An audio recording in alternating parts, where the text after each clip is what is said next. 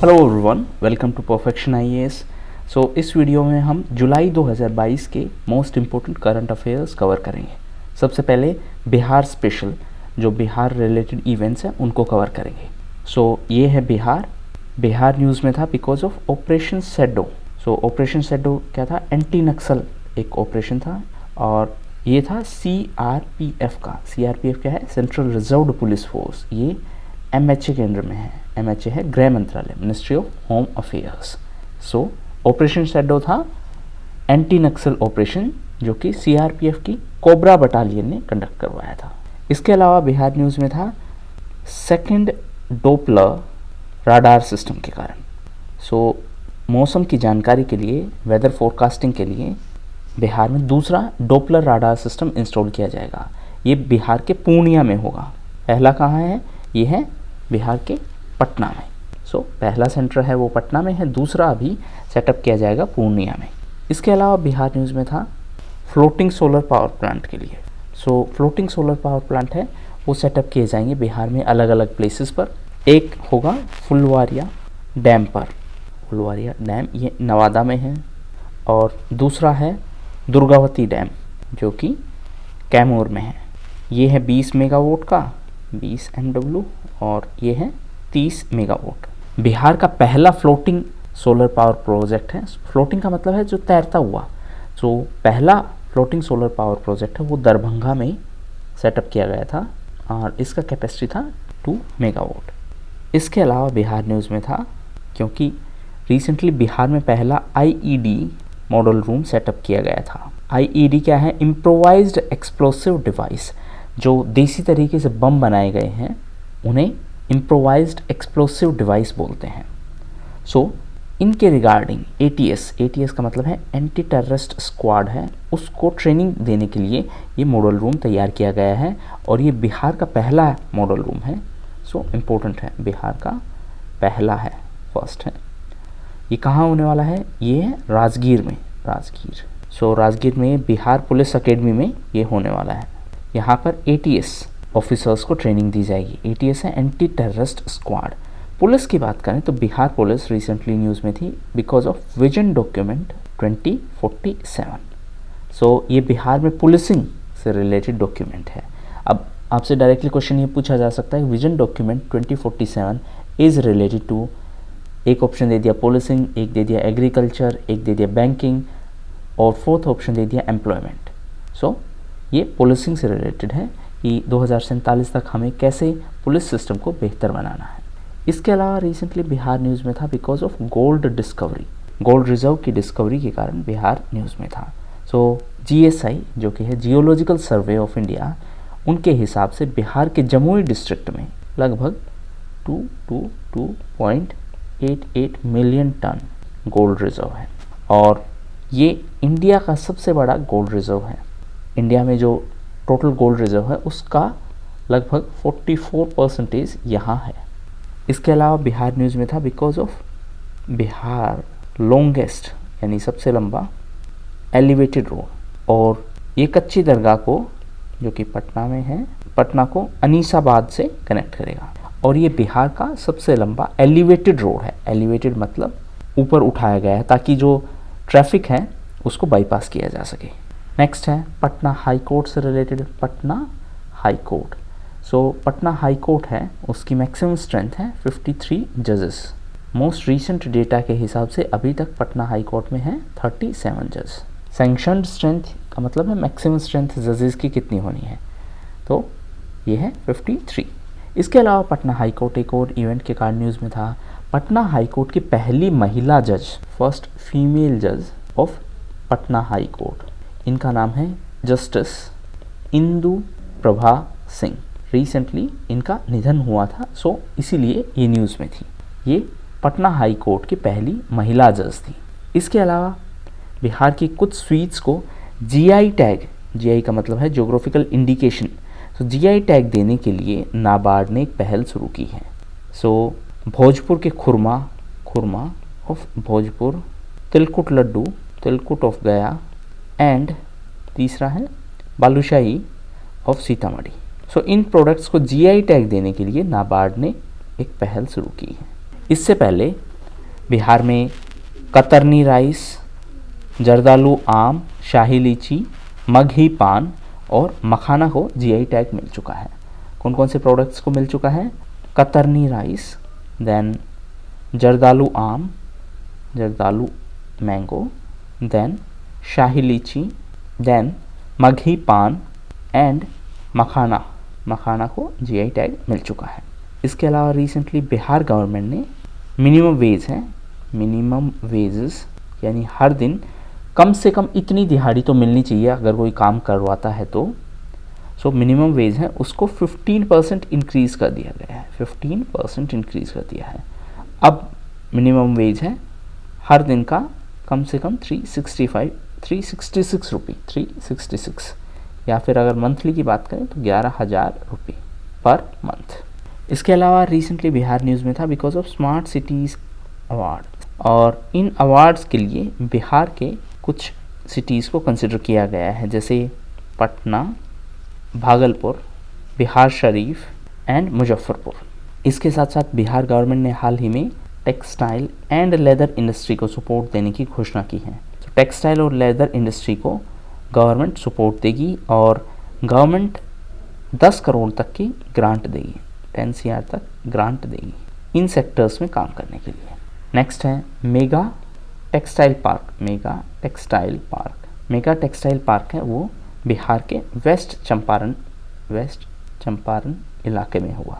इसके अलावा child labour को प्रोटेक्ट करने के लिए, यानी कि बच्चों से मजदूरी ना करवाई जाए, इसीलिए उन बच्चों को उस सेटअप से बाहर निकालने के लिए बिहार सरकार ने एक पहल शुरू की है, नाम है बचपन बचाओ आंदोलन। एंड लास्ट है related to Khelo India youth games. सो ये गेम्स हुए थे हरियाणा में। इन खेलो इंडिया यूथ गेम्स में बिहार को जिन्होंने पहला गोल्ड मेडल दिलाया है वो हैं भोला कुमार। सो यहाँ पे 2 पॉसिबल क्वेश्चंस बन सकते हैं, एक तो कि वो कहाँ से हैं, वो हैं जहानाबाद से, एंड सेकंड उनका जो एरिया है वो है वेट लिफ्टिंग का। सो जहानाबाद के भोला कुमार ने खेलो इंडिया यूथ गेम्स 2022 में बिहार को पहला स्वर्ण पदक दिलाया है और वो वेट लिफ्टिंग में गोल्ड मेडल जीते हैं। सो ये थे बिहार स्पेसिफिक इवेंट्स। अब हम कवर करेंगे कुछ इंपॉर्टेंट नेशनल इश्यूज़। सो स्टेट वाइज जो भी रीसेंट डेवलपमेंट हुए हैं उनको कवर करेंगे। सबसे पहले बात करते हैं ओडिशा की। सो इंडिया का पहला ओलंपिक वैल्यू एजुकेशन प्रोग्राम है, ये ओडिशा में लॉन्च किया गया था। ये इंडिया का पहला ऐसा इनिशिएटिव है और इसे IOC ने लॉन्च किया है। IOC है इंटरनेशनल ओलंपिक कमेटी। इसके अलावा कोलकाता न्यूज़ में था, कोलकाता पश्चिम बंगाल में है और कोलकाता भारत का पहला ऐसा मेट्रो सिटी बना है, first metro city in India, जिन्होंने अपना एक डिटेल्ड बायोडाइवर्सिटी रजिस्टर बनाया है। तो आपसे पूछा जा सकता है कि which of the following is the first metro city in India to prepare detailed biodiversity register. So answer would be Kolkata. इसके अलावा दिल्ली न्यूज़ में था क्योंकि हाल ही में प्रधानमंत्री ने वहाँ पर दिल्ली के प्रगति मैदान में एक ड्रोन फेस्टिवल का उद्घाटन किया था। ये दिल्ली के प्रगति मैदान में हुआ था। इसी के कंटेक्स्ट में एक और इम्पोर्टेंट न्यूज़ ये है कि प्लेन E200 ये है इंडिया की पहली फर्स्ट फ्लाइंग इलेक्ट्रिक टैक्सी। इसके अलावा ड्रोन्स के प्रमोशन के लिए गवर्नमेंट ने एक स्कीम भी निकाली है, स्कीम का नाम है ड्रोन शक्ति स्कीम। इसके अलावा महाराष्ट्र में मुंबई की बात करें तो रिसेंटली ये न्यूज़ में था क्योंकि मुंबई इंटरनेशनल फिल्म फेस्टिवल आयोजित करवाया गया था यहाँ, और इस साल के लिए जो कंट्री ऑफ फोकस था वो था बांग्लादेश आज़ादी के 50 साल पूरे होने के सेलिब्रेशन में स्पेशल कंट्री ऑफ फोकस बनाया गया था। इसके साथ साथ यहाँ पे रामायण की स्क्रीनिंग भी हुई थी, यानी इस फिल्म फेस्टिवल के दौरान रामायण की स्क्रीनिंग हुई थी। और ये रामायण इसलिए स्पेशल है क्योंकि ये एक एनिमेटेड फिल्म है और इसे बनाया है इंडिया एंड जापान ने। इसके अलावा गुजरात न्यूज़ में था क्योंकि गुजरात के कलोल में प्रधानमंत्री ने दुनिया का पहला world's first nano urea liquid plant का उद्घाटन किया है। नैनो यूरिया लिक्विड प्लांट का उद्घाटन किया है गुजरात के कलोल में। ये गुजरात के गांधीनगर में स्थित है और ये प्लांट किसका है? इफ़को का। इसके अलावा जम्मू कश्मीर न्यूज़ में था क्योंकि जम्मू एंड कश्मीर के खातुआ में नॉर्थ इंडिया का पहला industrial first industrial biotech park का उद्घाटन किया गया। इसके अलावा रिसेंटली गुजरात न्यूज़ में था, एक तो नैनो यूरिया फर्टिलाइज़र प्लांट के कारण जो कि कलोल में है, दूसरा गुजरात न्यूज़ में था क्योंकि इंडिया पोस्ट ने ड्रोन की मदद से एक मेल डिलीवर किया था। सो इंडिया पोस्ट ने ड्रोन की सहायता से एक मेल डिलीवर किया था और ये गुजरात के कच्छ डिस्ट्रिक्ट में किया गया था और ये ऐसा पहला इंसिडेंट था, पहला इवेंट था। देयरफॉर एग्ज़ाम में आपसे पूछा जा सकता है कि हाल ही में इंडिया पोस्ट ने ड्रोन की मदद से किस राज्य में अपना पहला मेल डिलीवर किया था।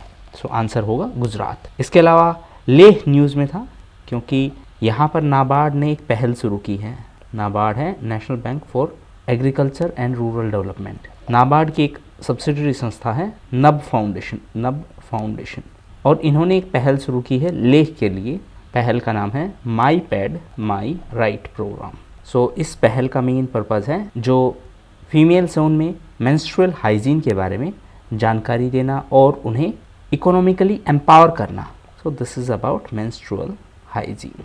नेक्स्ट उत्तर प्रदेश से रिलेटेड। सो उत्तर प्रदेश में एक नया एयरपोर्ट बनने जा रहा है, ये जेवर में होने वाला है जो कि उत्तर प्रदेश में है, ताकि जो दिल्ली एयरपोर्ट है वहाँ पर ट्रैफिक को कम किया जा सके। और इसको कंस्ट्रक्ट करने के लिए जो कॉन्ट्रैक्ट मिला है वो मिला है टाटा प्रोजेक्ट्स को। इसके अलावा उत्तराखंड न्यूज़ में था क्योंकि उत्तराखंड में दुनिया का पहला first liquid mirror telescope setup किया गया है। ये उत्तराखंड में सेटअप किया गया है, उत्तराखंड के देवस्थल ऑब्जर्वेटरी में। इसके अलावा कुछ और मिसलेनियस इवेंट हैं, जैसे कि हाल ही में एक वैक्सीन को अप्रूवल दिया गया है, ये है कॉर्बेवैक्स। सो ये पहली mix and match booster vaccine है। इसके अलावा जो इथेनॉल ब्लेंडिंग का टारगेट था वो भी इंडिया ने अचीव कर लिया है टाइम से पहले। सो 10% ब्लेंडिंग का जो टारगेट था वो हमने जून महीने में ही अचीव कर लिया, जून 2022 में, जबकि जो टाइम था वो नवंबर 2022 तक अचीव करने का था। इसके अलावा चंडीगढ़ भी न्यूज़ में था। चंडीगढ़ इसलिए न्यूज़ में था क्योंकि वहाँ पर IAF हेरिटेज सेंटर सेटअप किया जाएगा। इसके अलावा एक और लाइफ मूवमेंट न्यूज़ में था। Life it stands for lifestyle for environment movement. So environment को प्रोटेक्ट करने के लिए ये लाइफ मूवमेंट शुरू किया गया है। इसे प्राइम मिनिस्टर ने रिसेंटली लॉन्च किया था और इसको एनवायरनमेंट को प्रोटेक्ट करने के लिए स्टार्ट किया गया है। एनवायरनमेंट की बात करें तो 5 जून को वर्ल्ड एनवायरनमेंट डे के तौर पर मनाया जाता है। एनवायरनमेंट डे यानी पर्यावरण दिवस। इसके अलावा FSSAI food safety and standards authority of India है, जो कि ministry of health and family welfare के अंडर में है। इसने एक इंडेक्स जारी की थी ईट राइट चैलेंज के तहत और इस इंडेक्स के हिसाब से इंदौर है जो कि मध्य प्रदेश में है वो फर्स्ट पोजीशन पर है, वाराणसी सेकंड पोजीशन पर है, वाराणसी उत्तर प्रदेश में है ये सेकंड पोजीशन पर है और भोपाल जो अगेन मध्य प्रदेश में है, भोपाल थर्ड पोजीशन पर है।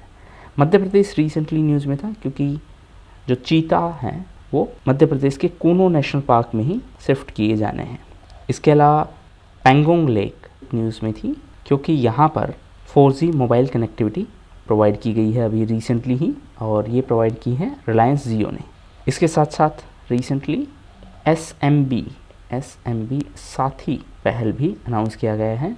बिजनेसेस के लिए ये एक पहल शुरू की गई है और इसके लिए व्हाट्सएप के साथ कोलैबोरेशन किया गया है। वैक्सीन्स की बात करें तो जो first mix and match vaccine थी वो थी कॉर्बेवैक्स।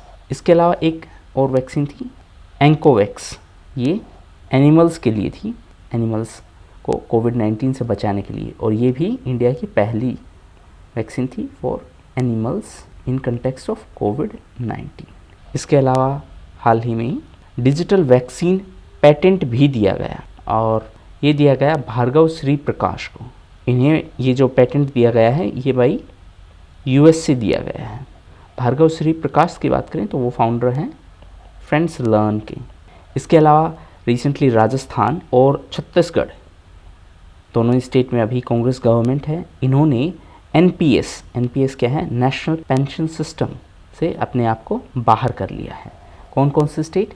राजस्थान एंड छत्तीसगढ़। इसके अलावा कर्नाटक का Visvesvaraya railway terminal, Visvesvaraya railway terminal है, वो न्यूज़ में था।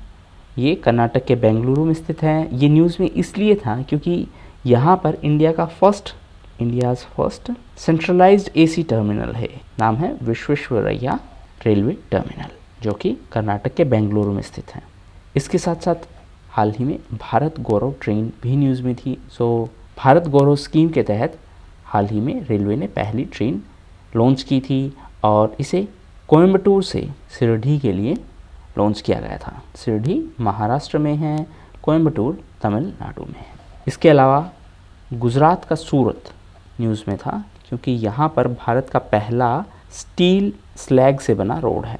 ये भारत का पहला 6 लेन हाईवे बना है जो स्टील स्लैग से बनाया गया है। ये गुजरात के सूरत में है। इसके अलावा गुजरात कलोल के कारण न्यूज़ में था, जहाँ पर लिक्विड नैनो यूरिया का प्लांट सेटअप किया गया है। यूरिया की अगर बात करें तो ये वाला तो लिक्विड यूरिया की बात थी। जनरली यूरिया की बात करें तो हाल ही में इंडिया ने यूरिया का एक ह्यूज अमाउंट इंपोर्ट किया है, इंपोर्टेड यूरिया फ्रॉम यूएसए। कितना अमाउंट यूरिया का इंपोर्ट किया है? 47,000 टन, इतना यूरिया का अमाउंट इंपोर्ट किया है। इसके अलावा गुजरात न्यूज़ में था क्योंकि गुजरात में भारत की पहली बालिका पंचायत शुरू की गई थी। ये भारत की पहली बालिका पंचायत शुरू की गई थी। ये गुजरात के कच्छ डिस्ट्रिक्ट में शुरू की गई थी। कच्छ डिस्ट्रिक्ट अभी ही न्यूज़ में आया था क्योंकि यहाँ पर इंडिया पोस्ट डिपार्टमेंट ने पहली बार कोई मेल ड्रोन की मदद से डिलीवर किया था। ड्रोन की सहायता से ये डिलीवर किया गया था। इसके अलावा लद्दाख न्यूज़ में था क्योंकि लद्दाख में इंडिया की पहली डार्क स्काई रिजर्व सेटअप की गई थी और ये लद्दाख के हानले में शुरू की जानी है। इसके अलावा दिल्ली का IGI एयरपोर्ट, IGI है इंदिरा गांधी इंटरनेशनल एयरपोर्ट है, ये न्यूज़ में था क्योंकि दिल्ली एयरपोर्ट है वो इंडिया का पहला ऐसा एयरपोर्ट बना है जो कि रिन्यूएबल एनर्जी सोर्स से कम्प्लीटली ड्रिवन है। यानी कि इसमें हाइड्रो से 94% एनर्जी की रिक्वायरमेंट पूरी होती हैं और सोलर से 6% की एनर्जी रिक्वायरमेंट पूरी होती है। इसके अलावा अगर आपसे ये पूछा जाए कि पहला ऐसा एयरपोर्ट कौन सा है दुनिया का जो कम्प्लीटली सोलर पे है, तो आंसर होगा कोच्चि या कोचीन इंटरनेशनल एयरपोर्ट, ये केरल में है। ये थे इम्पोर्टेंट नेशनल इवेंट्स। अब हम कवर करेंगे इम्पोर्टेंट इंटरनेशनल इवेंट्स। सबसे पहले ये है इंडिया और ये है श्रीलंका। रिसेंटली श्रीलंका में इकोनॉमिक क्राइसिस चल रहा था, इसी के चलते RBI है reserve bank of India, RBI ने श्रीलंका के साथ ट्रेड में जो ट्रांजैक्शंस होते हैं उनको रुपये में करने की मंजूरी दे दी थी। RBI की स्थापना हिल्टन यंग कमीशन के रिकमेंडेशन पर हुई थी, हिल्टन यंग। इसके अलावा एक कोalition न्यूज़ में थी, कोalition का नाम है फर्स्ट मूवर्स कोalition। इंडिया ने रिसेंटली इसको ज्वाइन किया है, फर्स्ट मूवर्स कोalition। इसको अमेरिका के राष्ट्रपति जो बाइडेन ने लॉन्च किया था along with world economic forum और इसे COP26 के दौरान लॉन्च किया गया था। COP26 ग्लासगो में हुई थी, ग्लासगो UK में है और यहीं पर COP26 हुई थी। COP का मतलब है conference of parties. First movers coalition का जो इंटेंशन है वो ये है कि जहाँ से कार्बन एमिशन ज़्यादा होता है, यानी कि जिन सेक्टर्स से कार्बन एमिशन ज़्यादा होता है उन्हें डीकार्बनाइज करना। डीकार्बनाइज का मतलब है वहाँ से कार्बन एमिशन को कम करना। इसके अलावा रिसेंटली इज़राइल न्यूज़ में था क्योंकि इज़राइल ने UAE के साथ एक ट्रेड एग्रीमेंट साइन किया है और ये इज़राइल का अरब देश के साथ पहला first trade agreement with Arab world. इसके अलावा रिसेंटली कनाडा न्यूज़ में था क्योंकि इन्होंने हैंडगन्स की बिक्री पर रोक लगाने के लिए एक लॉ बनाया है और इस बिल का नाम है C-21। इसके अलावा रिसेंटली थाईलैंड न्यूज़ में था, ये है थाईलैंड न्यूज़ में इसलिए था क्योंकि ये एशिया का पहला ऐसा देश बना है, फर्स्ट एशियन कंट्री बना है टू लीगलाइज मैरिजुआना। इसके अलावा टर्की न्यूज़ में था, ये टर्की है। टर्की इसलिए न्यूज़ में था क्योंकि इन्होंने अपना नाम बदल कर रख लिया है तुर्की।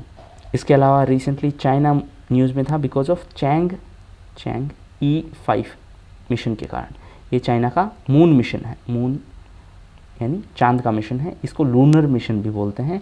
रिसेंटली इसी मिशन के तहत चाइना ने मून की मोस्ट डिटेल्ड मैप लॉन्च की है। इसके अलावा यूएस का न्यूयॉर्क स्टेट न्यूज़ में था, न्यूयॉर्क स्टेट न्यूज़ में इसलिए था क्योंकि यहाँ पर फेयर रिपेयर एक्ट पास किया गया है और ये फर्स्ट ऑफ इट्स काइंड है।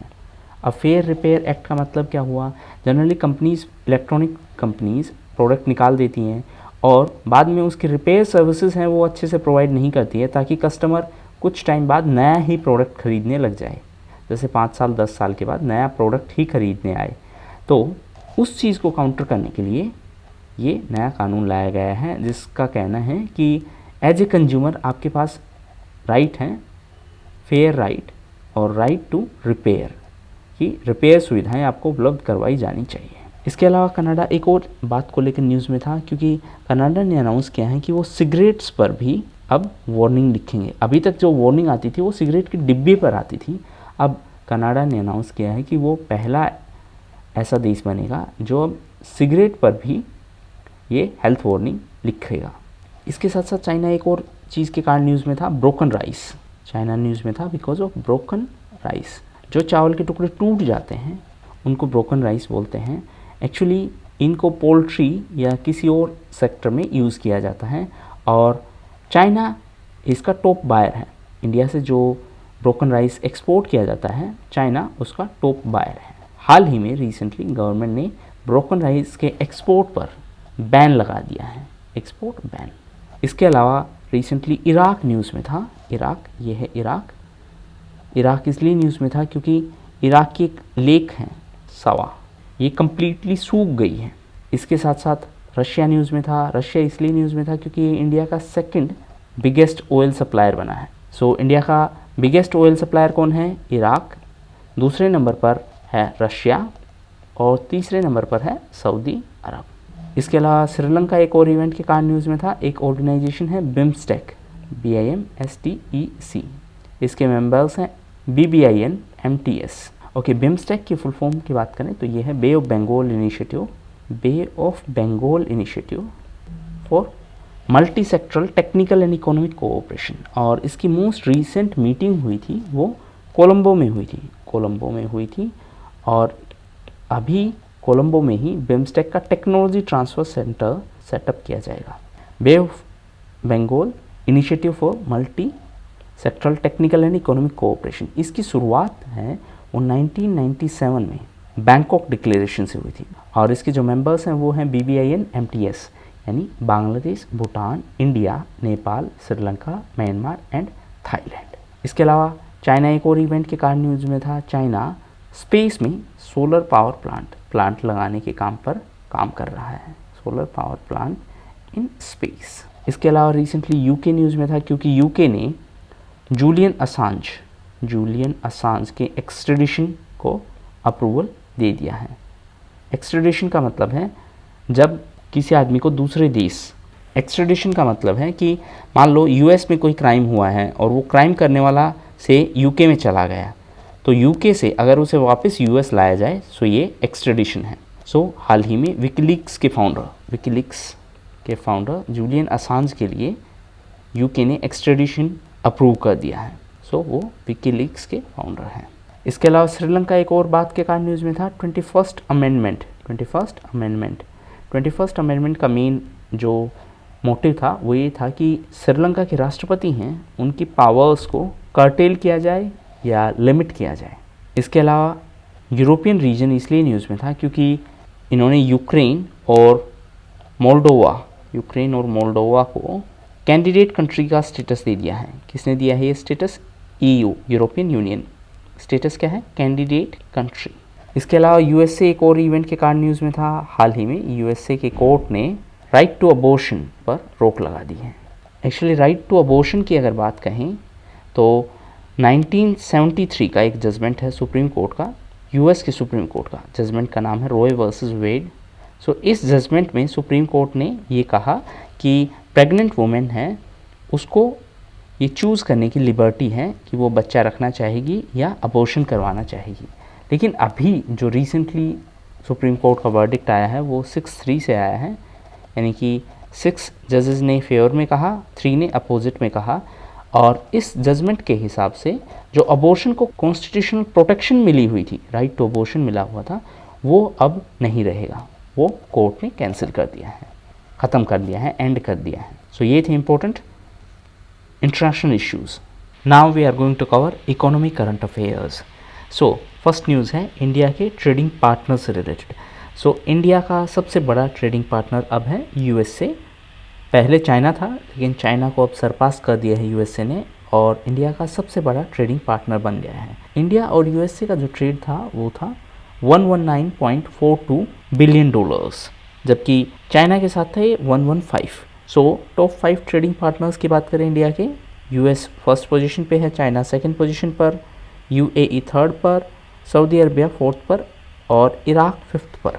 इसके अलावा हाल ही में इंडिया ने टेक्सटाइल एंड अपैरल के फील्ड में हाईएस्ट एक्सपोर्ट किया है, और ये रिकॉर्ड एक्सपोर्ट है $44.4 बिलियन का। This is highest ever. Next है related to Kiaverse. So recently Kia.ai ने इंडिया की पहली बैंकिंग मेटावर्स लॉन्च की है मुंबई में। क्योंकि ये इंडिया की पहली है, सो एग्ज़ाम के हिसाब से इम्पोर्टेंट है। नेक्स्ट है एक टर्म है black sworn event. So RBI ने कहा है कि अगर ब्लैक स्वॉन जैसा कोई इवेंट होता है तो इंडिया के केस में कैपिटल आउटफ्लो होगा लगभग $100 बिलियन का। कैपिटल आउटफ्लो का मतलब है कि देश से, अपने देश से कैपिटल बाहर जाएगी। इनफ्लो का मतलब है अपने देश में कैपिटल यानी इन्वेस्टमेंट आएगा। सो ब्लैक स्वॉन इवेंट का मतलब है कुछ भी अनप्रिडिक्टेबल इवेंट है जिससे पूरा वर्ल्ड डायरेक्टली और इनडायरेक्टली इम्पैक्ट हो। फॉर एग्जांपल 2008 का जो फाइनेंशियल क्राइसिस था, ग्लोबल फाइनेंशियल क्राइसिस, या फिर 9/11 अटैक था। नेक्स्ट है पेमेंट विजन 2025। सो आरबीआई ने ये पेमेंट विजन 2025 डॉक्यूमेंट रिलीज़ किया है रिसेंटली, ताकि ई पेमेंट यानी इलेक्ट्रॉनिक पेमेंट से उनको इंक्रीज़ किया जा सके। इसका थीम था e payment for everyone, everywhere, every time. Next है related to science and technology. So recently spacecraft manufacturing unit को इनोग्रेट किया गया है, और इसे इनोग्रेट किया इसरो के चेयरपर्सन डॉक्टर एस सोमनाथ ने। ये स्पेसक्राफ्ट मैन्युफैक्चरिंग यूनिट है, ये बेंगलुरु में है, और ये है अनंत टेक्नोलॉजीज़। ये इंडिया की largest private spacecraft manufacturing facility होने वाली है। नेक्स्ट है रिलेटेड टू नासा जो कि यूएसए की स्पेस एजेंसी है। नासा का फुल फॉर्म है national aeronautics and space administration. So US की जो स्पेस एजेंसी है उसका वीनस के लिए एक मिशन है जिसका नाम है डाविंसी। इसमें 2 पॉसिबल क्वेश्चन बन सकते हैं। एक तो ये किस स्पेस एजेंसी का मिशन है, सो ये यूएस की स्पेस एजेंसी नासा का मिशन है। दूसरा, ये कौन से प्लैनेट के लिए है, सो ये वीनस के लिए है। वीनस के लिए नासा का एक और मिशन है जिसका नाम है वेरिटास। इंडिया का जो मिशन है वीनस के लिए, जो इंडिया 2024 में लॉन्च करने वाला है, उसका नाम है शुक्रयान। नेक्स्ट है इन स्पेस का फुल फॉर्म क्या है, Indian Space Promotion and Authorization Centre. So हाल ही में प्राइम मिनिस्टर ने इन स्पेस के हेडक्वार्टर को इनोग्रेट किया था अहमदाबाद में। अहमदाबाद गुजरात में है। इन स्पेस का काम क्या होगा कि जो प्राइवेट एंटिटीज़ हैं, प्राइवेट प्लेयर्स हैं, वो स्पेस रिलेटेड एक्टिविटीज़ में कैसे पार्टिसिपेट करेंगे और कैसे जो डिपार्टमेंट ऑफ स्पेस की फैसिलिटीज़ हैं उनका यूज़ कर पाएंगे प्राइवेट प्लेयर्स। नेक्स्ट है इंटरनेट एक्सप्लोरर से रिलेटेड। सो इंटरनेट एक्सप्लोरर जो कि एक इंटरनेट ब्राउज़र था, ये अब बंद होने वाला है। इनफैक्ट बंद हो चुका है। ये माइक्रोसॉफ्ट का एक ब्राउज़र था, 1995 में इसको लॉन्च किया गया था। नेक्स्ट है लैम्डा। सो लैम्डा रिसेंटली न्यूज़ में था क्योंकि ये एक मॉडल है, एक प्रोग्राम है, और रिसेंटली गूगल के एक इंजीनियर ने पाया कि इसमें अब सेंटिमेंट, ह्यूमन जैसे सेंटिमेंट डेवलप हो रहे हैं। लैम्डा की बात करें तो ये एक लैंग्वेज मॉडल है जो कि गूगल ने तैयार किया है। सो पॉसिबल क्वेश्चन सिर्फ यही बन सकता है कि लैम्डा है वो क्या है। सो ये एक लैंग्वेज मॉडल है, और दूसरा पॉसिबल क्वेश्चन बन सकता है कि ये किस कंपनी से एसोसिएटेड है। सो ये गूगल से एसोसिएटेड है, और रिसेंटली ये न्यूज़ में था क्योंकि गूगल के एक इंजीनियर ने पाया कि इसमें ह्यूमन जैसे इमोशन और रीजनिंग लॉजिक डेवलप हो रहे हैं। नेक्स्ट है related to Abhilasha Barak. So Abhilasha Barak जो कि हरियाणा से हैं, वो इंडियन आर्मी की पहली महिला कॉम्बैट पायलट बनी है। सो डायरेक्ट क्वेश्चन पूछा जा सकता है कि who became Indian army's first female combat pilot. So answer is Abhilasha Barak. Next है ऑपरेशन संकल्प।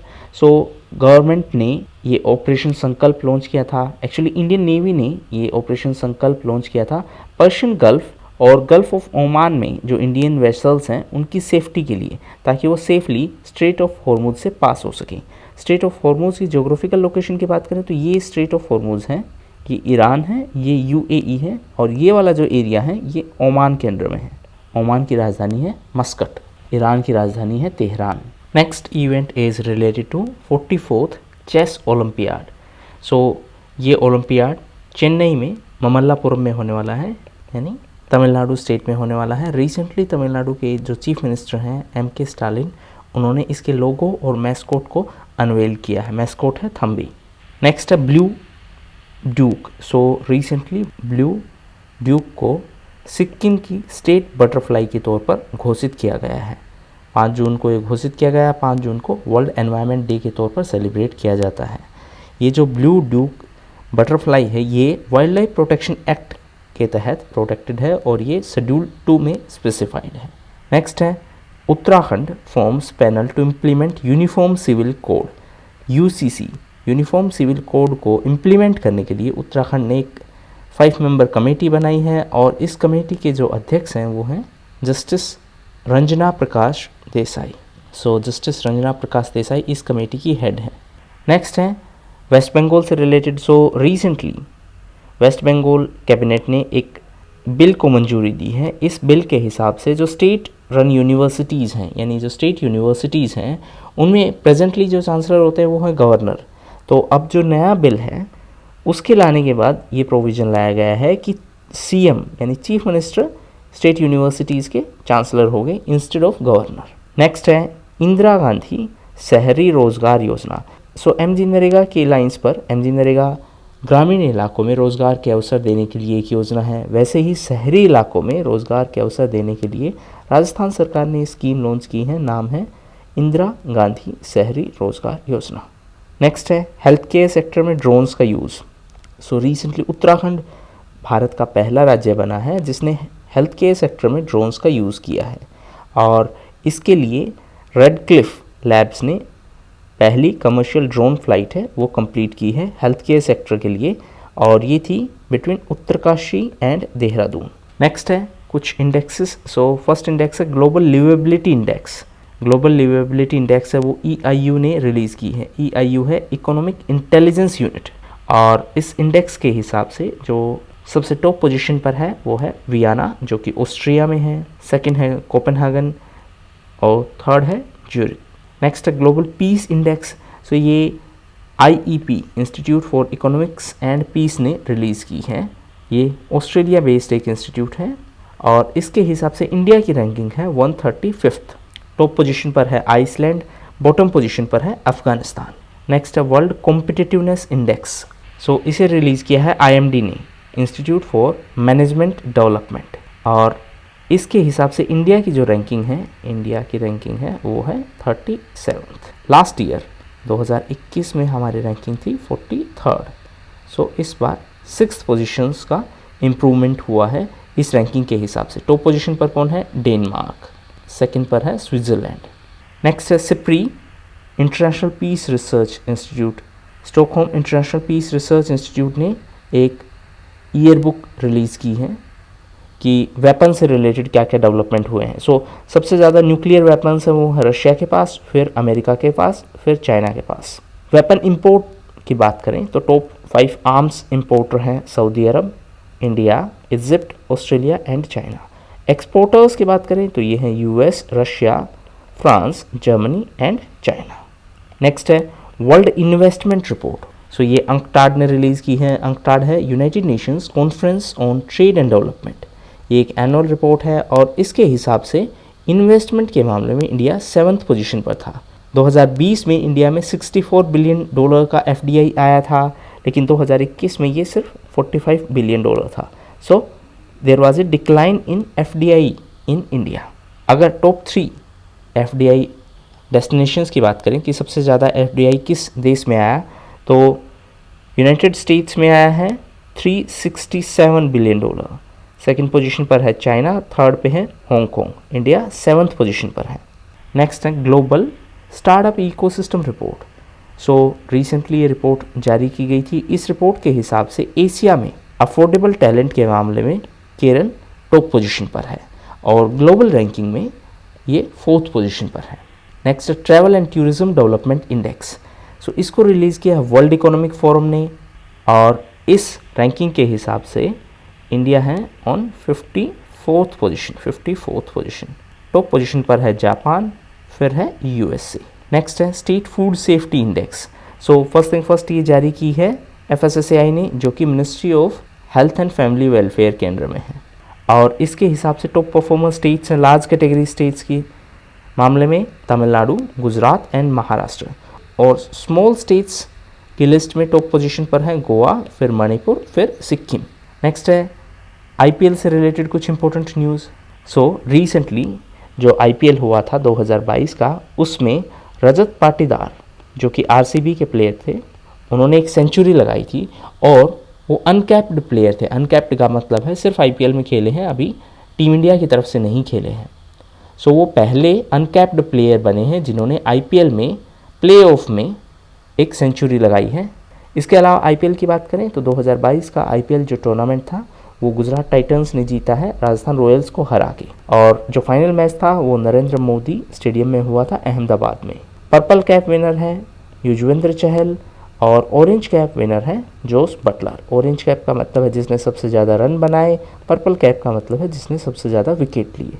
मोस्ट वैल्यूएबल प्लेयर बने जोस बटलर, एमर्जिंग प्लेयर बने उमरान मलिक और फास्टेस्ट डिलीवरी की लोकी फर्गूसन ने।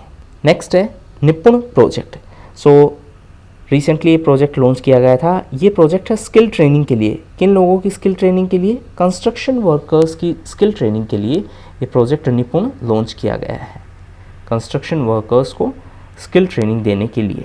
फुल फॉर्म क्या है इसकी निपुण की? इसका फुल फॉर्म है national initiative for promoting upskilling of निर्माण वर्कर्स। निर्माण यानी कंस्ट्रक्शन, निर्माण वर्कर्स। और इसके लिए जो इम्प्लीमेंटिंग अथॉरिटी है वो है एनएसडीसी। एनएसडीसी क्या है? National skill development corporation. Next है G20 समिट। सो 2023 की G20 समिट है वो जम्मू एंड कश्मीर में होने वाली है और इंडिया पहली बार G20 समिट होस्ट करवा रहा है। नेक्स्ट है UN CBD COP15। UN का मतलब है यूनाइटेड नेशंस, CBD का मतलब है convention on biological diversity, COP का मतलब है conference of parties. So UN CBD जो 15th थी वो कनाडा के मॉन्ट्रियल में आयोजित की जाएगी दिसंबर के महीने में। लास्ट टाइम ये होस्ट की गई थी in China, this time host कौन है? कनाडा। CBD की बात करें तो ये एक लीगली बाइंडिंग ट्रीटी है, और इसका सेक्रेटरीट है वो भी कनाडा के मॉन्ट्रियल में है। एक मॉन्ट्रियल प्रोटोकॉल भी है एंड वियना कन्वेंशन, ये दोनों हैं related to protection of ozone layer. Next है India ASEAN foreign ministers meeting.